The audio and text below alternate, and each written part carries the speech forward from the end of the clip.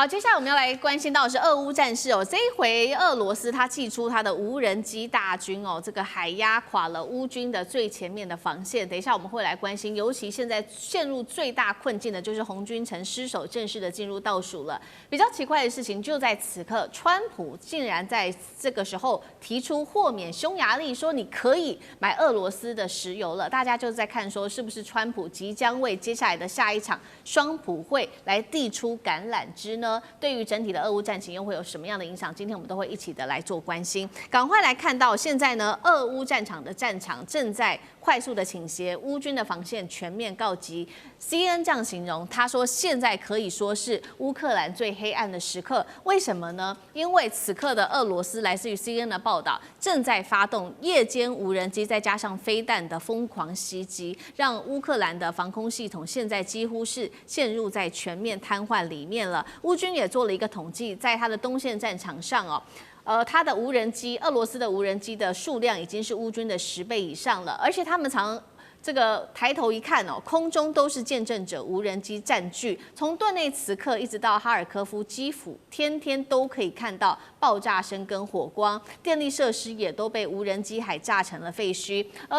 这个俄罗斯的无人机来自于哪里呢？事实上，我们可以看到他们透过这种廉价的量产方式啊，使得无人机海战略是相当的成功的。尤其在他们的工厂，可以看到他们已经采用的是模组化的生产线。大概多少钱呢？其实造价也是成本非常的低的，一架见证者无人机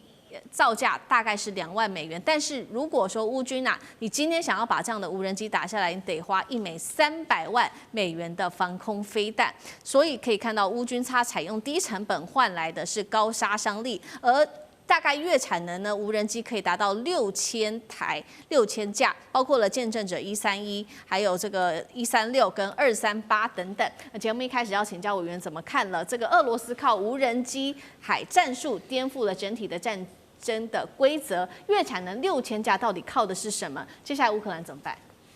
的确啊，无人机在战场上出现啊，是这一次俄乌战争里面最重要的巨马。它的出现真的彻底的改变了我们对于战场上的认知。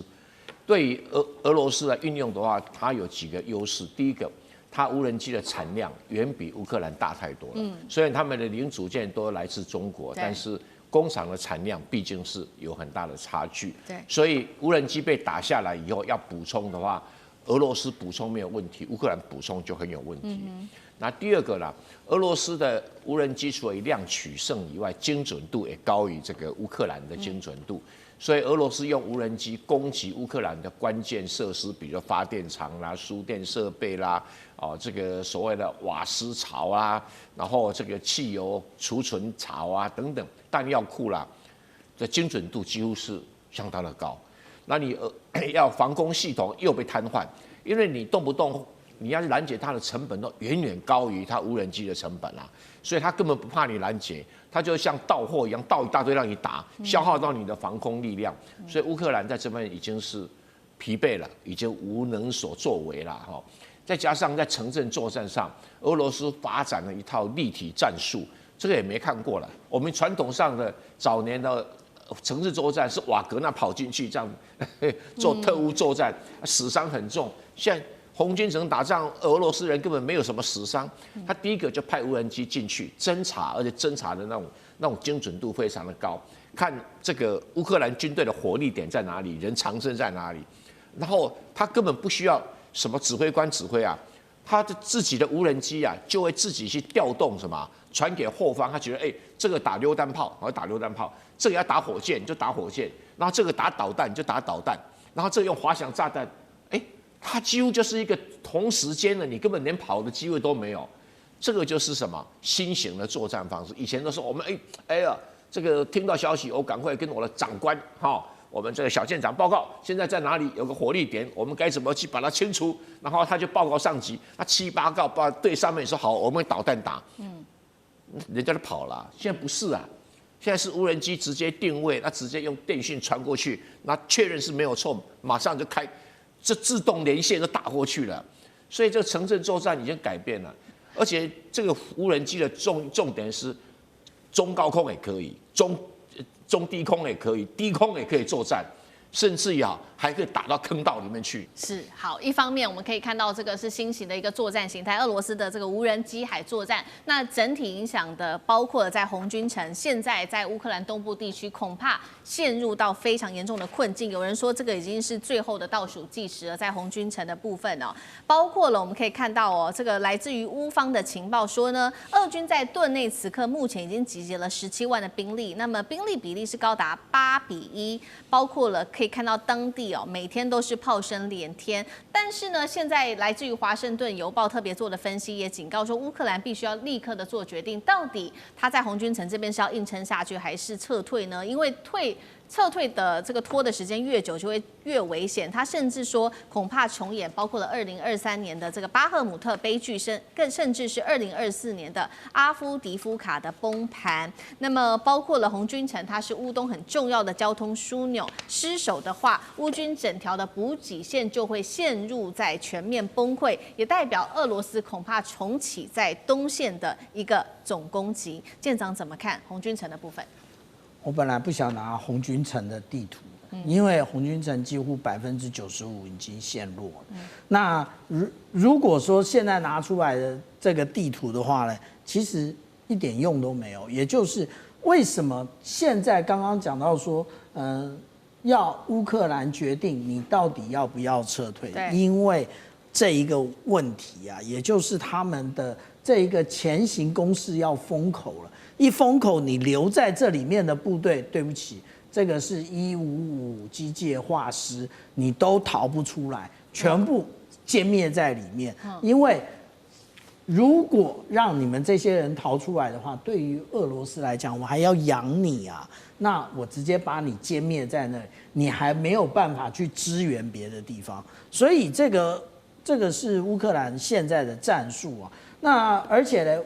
对不起，俄罗斯现在的战术，而且俄罗斯之前做了一个非常正确的决定啊，也就是我们现在好像没有再听到说哪一个国家提供他任何的防空飞弹，例如说爱国者啊，或者是任何的飞弹给乌克兰。为什么？因为现在俄罗斯之前啊，俄罗斯用他的无人机去袭扰了罗马尼亚，跟袭扰了波兰，然后用他的米格31切进这个爱沙尼亚的领空。现在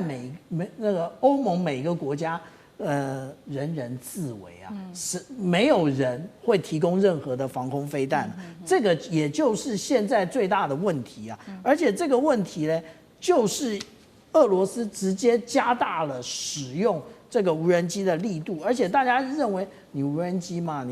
你大概就是10几公里、20公里，不是。我们现在这里看到的，它的无人机也就是见证者136，它可以飞650公里，它大概就是这个样的范围啊。那如果说是我们讲到说见证者238的话，它的距离、它的范围几乎所有的北约统统涵盖在内。而且这里面还有更糟糕的是什么？也就是它各种载台都可以发射。大家以为它一定要固定吗？它反而不固定啊。我们看到这是什么样的载台啊？这个是美国的皮卡 RAM，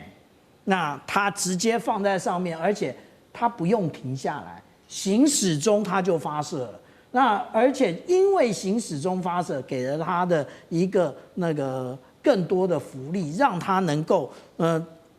更快的、更短的那个距离就能够起飞。这个就是我们讲到俄罗斯它的战术的成功。那当然啦，有人讲说没有防空飞弹，刺针啊，刺针拿出来用就对了。对，糟糕的就是刺针。我们刚刚讲这一些，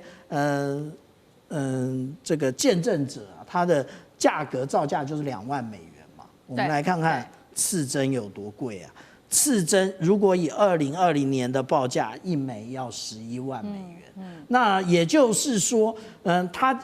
以下士来换你的上士啊。那问题是，美国又有多少的刺针呢？那美国要不要为自己留一留呢？那而且我刚刚已经讲了，这一个有关于